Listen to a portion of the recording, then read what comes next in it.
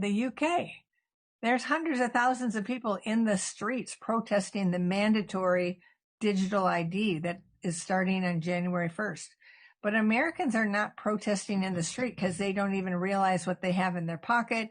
They think that digital ID is a good thing. They don't understand it pings the government every time they take it out and use it. And they don't understand what it could become, that it could link them to a global identification system. Hey, you know how the Real ID is there to make sure that the establishment has control over you and can shut down your life at the snap of a fingers? Well, guess what?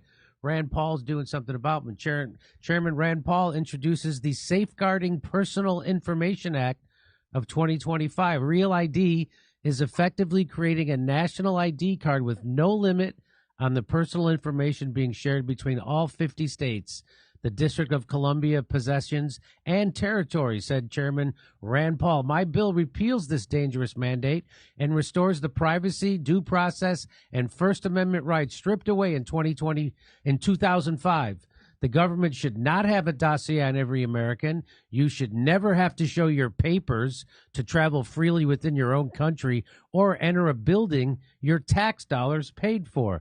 And this is it. So this organization, CCHF, that is which stands for the Citizens Council for Health Freedom, applauds U.S. Senator Rand Paul's bill to repeal the Real ID. So this is important.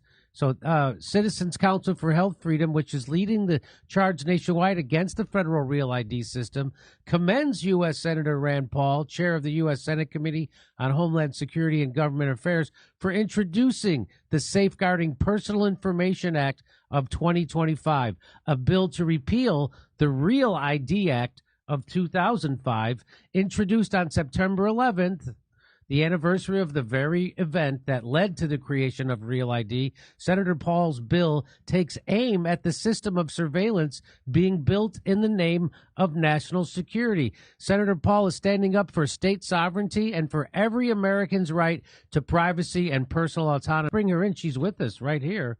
Twyla is a registered and certified public health nurse who co-founded the Citizens Council for Health Freedom, a national organization based in St.